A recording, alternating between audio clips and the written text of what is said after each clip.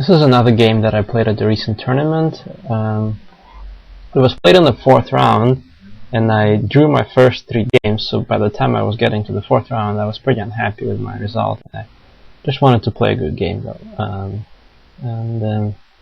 I was played against a younger opponent who was also low rated, and of course I was going to try to win that game. It's the French defense.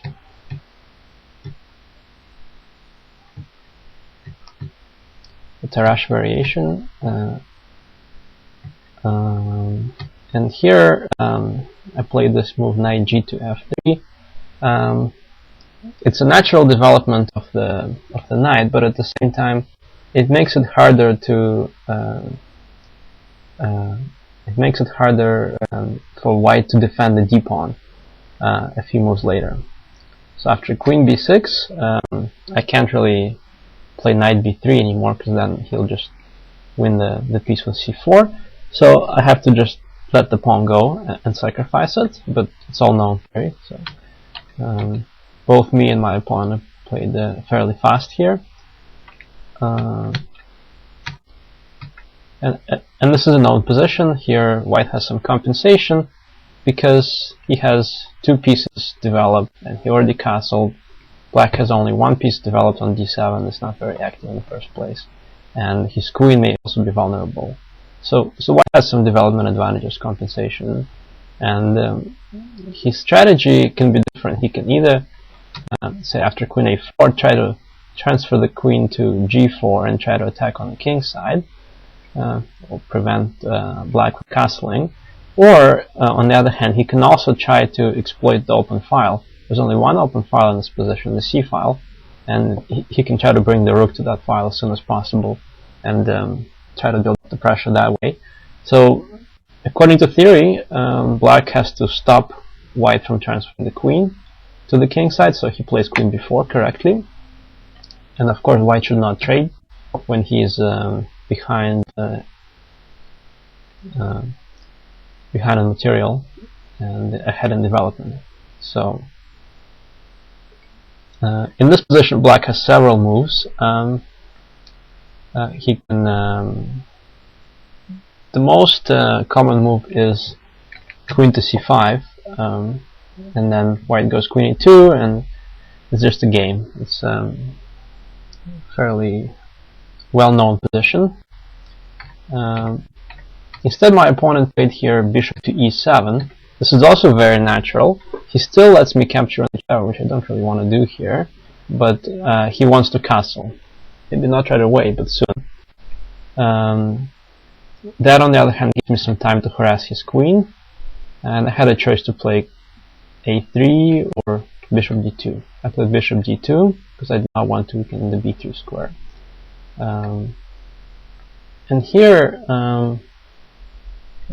black played queen to c5. I'm not sure if he should have gone to a5, sorry, to b6 maybe, because on the c file he's still going to be in danger, and he didn't realize that, but the c file is actually quite a factor here. So after queen a4, I'm renewing the threat of maybe transferring my queen to g4, but the idea is actually also to free up the c file, and my opponent I think missed that.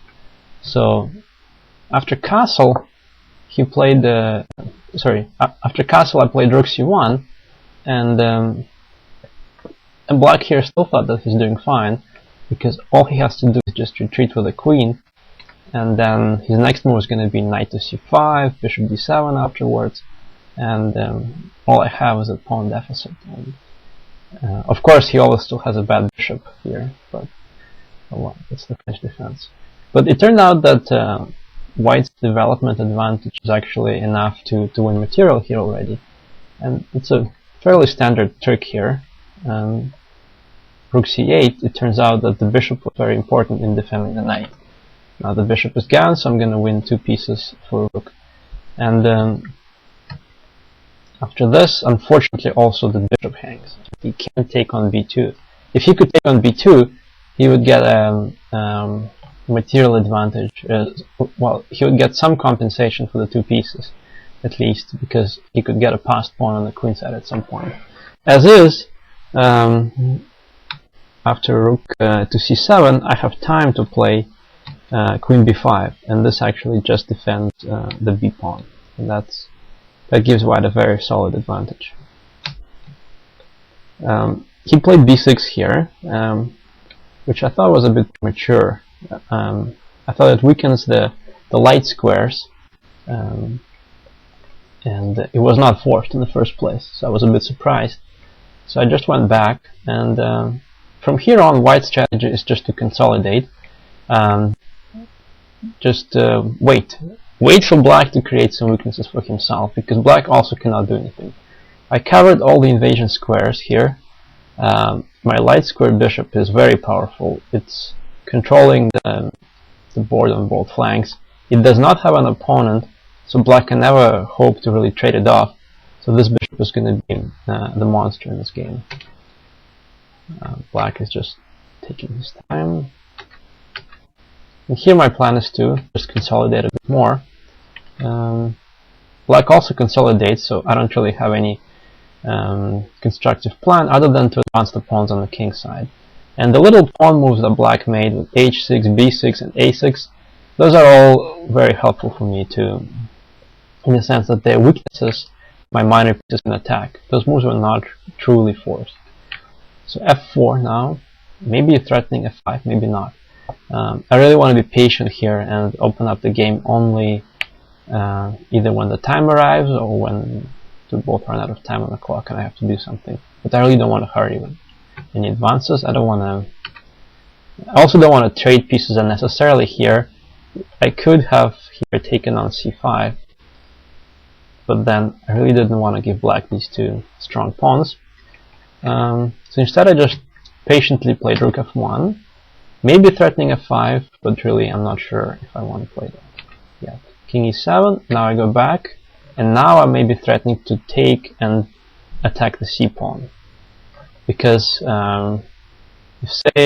if I could manage to do something like this, let's just play some silly move. If I could manage to block the pawns like this, and then if I could transfer my bishop on the dark square, say after that, this would be kind of a dream position for me. This is what I'm hoping for. Of course it never happened, but this is my goal, to create weaknesses and to fix them, to create the blockade. But after king d7, the rook is protected again, and knight c5, b takes c5, bishop e3 can be answered by d4, so I don't want that. King f3, and now with g6 he weakened the h pawn, and this pawn is a target now. So this gives me a time for a break with f5. And now after he takes, either way, the h pawn falls. And this somewhat simplifies the position, but creates a weakness on d5. And my weakness on e5 isn't really all that important, because the king can never really attack this pawn for a long time, because he will eventually be kicked by knight d4. And this is what happened. After a5, a4, now I have weaknesses on the queen side. And here black couldn't find anything better than opening up the game. And as soon as the game opens up, he doesn't want to wait for bishop b5 or for me to play g4 or something like this. As soon as the game opens up, his king becomes very weak, and this is what happens. h4, again, I fixed the pawns on a certain color, and now the bishop comes to g5. I don't want to trade rooks. Now all the minor pieces are coming into the game.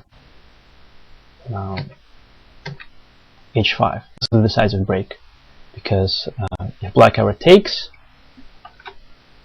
then the bishop comes in and the bishops are showing their power, attacking the rooks. So he couldn't take on h5, but he also cannot defend the pawn successfully now. So after rook e7, I captured, and now I of course again avoid the exchange of rooks, because I want to keep this attacking power of the bishops and the rooks, and the rook is coming to h6, and also there's a very important pin. And because of the spin, white was able to win another pawn, and later the g-pawn advanced, and like white's pieces basically demolished the black king. And the game shows how to patiently exploit the material advantage and not give the opponent any counterplay.